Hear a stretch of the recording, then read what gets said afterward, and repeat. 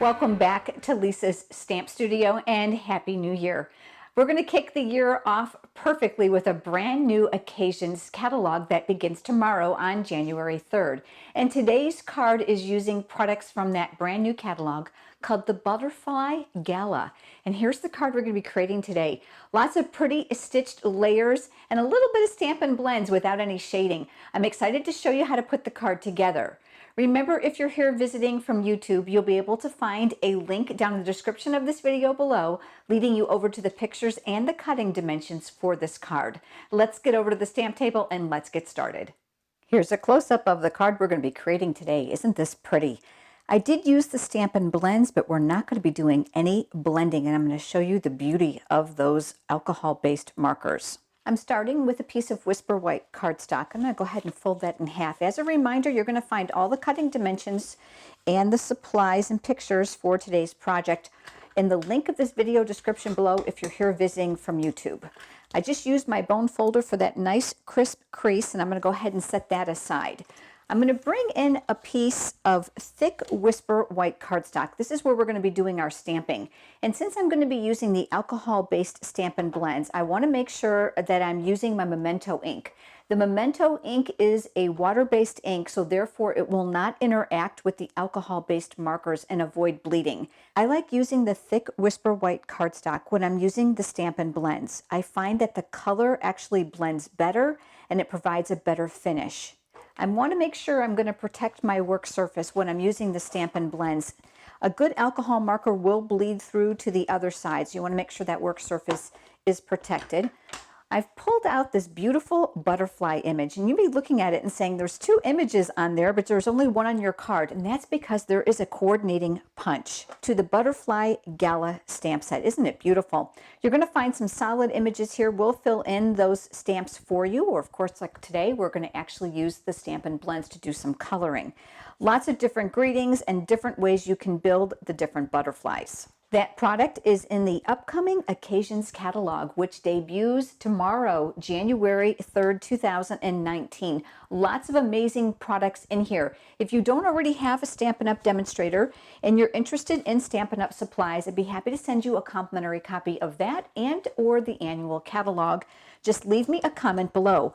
I'll also be able to throw in a copy of the sale brochure. You're not going to miss Stampin' Up!'s largest sale of the year, Sale-A-Bration. Inside this brochure, you'll find free selections for every $50 product purchase before shipping and tax. And for those of you with a large wish list, there are even items in the $100 category. So we're going to go ahead and ink that up with that Memento ink. And I'm concentrating on that larger butterfly. And I'm going to stamp that right here on my scrap thick Whisper White cardstock. Make sure you press and get all the details out of your image. I'm going to start with the Daffodil Delight Light Stampin' Blends. You're going to find lines underneath the caps. That indicates the thickness of the tip. So the thick line is the brush tip and the thinner line is the chiseled or fine point tip. And this is the tip I prefer to use most of the time, especially on these small images here where I've got some tight areas to get into.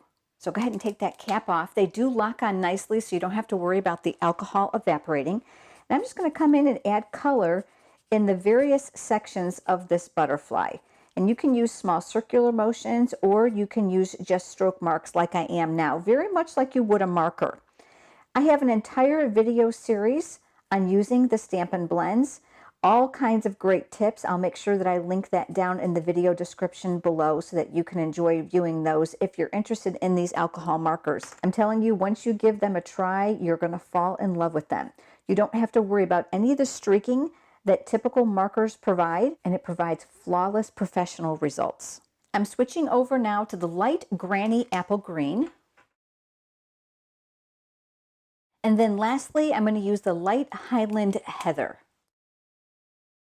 The Butterfly Duet Punch is going to punch this image out. You can see that there are actually two separate butterflies here, so you can use them independently or layer them if you'd like. I'll go ahead and slide in the image, lining it up, and you're going to see how perfectly they both line up. And then we're going to punch that out. Now you may have noticed the white section here on the butterfly, and that's actually for the body. My best tip for you is to add it after you punch it. So I'm going to go back to my Memento ink, and I've taken out the body image here from the stamp set. If you look very closely, you'll be able to see that there's a little bit thicker top for where the head is supposed to be. And that's going to get stamped right here in the center. The next step is going to be making those stitched squares that are going to house our butterfly. And I'm using the Stitched Shapes framelits, one of my very favorite here in the Stamp Studio.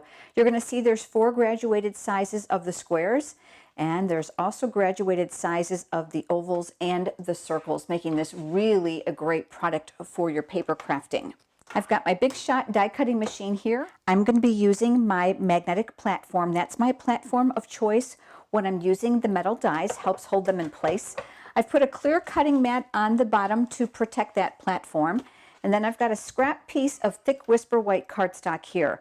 I've pulled out 2 staggering sizes of the stitched squares, and I'll lay that on top of there. And I'll put another clear mat over the top to protect it, and then we'll crank that through. You're going to find here that they have die cut beautifully. To actually release them for the die, because of the stitching, you're going to want to push from the front to the back. Let's work with the smaller square first. I'm going to place my butterfly on top of here using a dimensional. So I've got 1 dimensional here. I'm going to flip him over. It fits perfectly in that body section here, and I'll take off that paper backing. And that's going to get mounted here in the center of my square. Now I can add my antennas. So I'm going to go back to my Memento ink, and I've mounted the antennas from that stamp set. I'm just going to work very, very closely to it. The next step is to put our squares together, but between them I wanted to add a little bit of an accessory. This is the brand new Whisper White Flax Ribbon. It is super soft and it's very pliable, so it's easy to tie. But in this case, I'm going to drape it across the center here just to help place it there. I'm going to grab a quick glue dot, and I'll add a glue dot to the back side center of this. That's just going to make it a little bit easier for me. And then I'll position that here in the middle. This layer I'm going to add more dimensionals to. So I'm going to work around my 4 corners simply because I want to make sure that I've got that flax down good. I'm going to put 1 more in the center as well. That's going to help hold everything secure. And then we'll remove those paper backings. And then we'll place our second square right over the top, leaving ourselves a little bit of a border. I've got the base of my card here, the one that we started with in the beginning, and we're going to go ahead and position this here. And you're going to see my ribbon's going to need a little bit of a trim. So I'm going to come up on this side with my paper snips, and I'll cut it on an angle so we have a nice pretty finish. And then I think I'm going to need to trim up this one just a little bit. So let's take a little bit off that end as well. So what we're going to do is flip that over now, and we'll go ahead and add adhesive to the back of that stitched square. I am avoiding those open stitched areas because I don't want any adhesive to peek through. And then I'm going to mount that right here near the top center. We'll press that in place. I like to rub from the back just in case I have ink on my hands. Next, let's add our greeting. I'm going to go back to the Memento ink, and I've mounted the words, "You've been on my mind." Those are from that exact same stamp set. Lots of fun greetings. There's even some mixed fonts on here, making this really versatile. I'm going to go ahead and now ink this up, and that's going to get stamped right here underneath the square. I'm going to add a little embellishment here to the end of my words. Check this out. Aren't these sequins amazing? There are 5 different colors. So they're going to match the designer series paper that are all part of this Butterfly Gala suite that are in the Occasions catalog. So we've got a real pretty iridescent, you've got that Highland Heather, the Daffodil, we've got the Lemon Lime Twist, and Grapefruit Grove. So I chose to use the Highland Heather just to bring out a predominant color.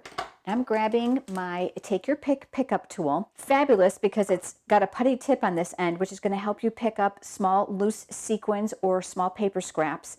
And this end has an interchangeable tip. I'm using the paper piercing tool on this one, but you can see there's a lock and unlock mechanism here. So if you turn it towards you, there's got a great spatula here, which is great for when you need to get up underneath those dimensionals to kind of unstick them and reposition them.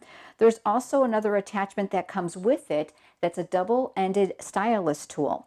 And it also includes a putty refill, which simply screws on and off. I absolutely love this for $10. You can see here on the sequin assortment that there's circles as well as flowers, so you've got choices. There are already glue dots on the back, making this super easy to use. So I'm going to come up here underneath that with that pickup tool, and I'm going to pick up one of those flowers, and I'm going to add that right here near the end of my card. Really pretty. Here's the one we created today. Here's the one I created before you joined me. I would love to have you subscribe to my YouTube channel so that you don't miss any of the incredible projects I'll be sharing through the coming weeks.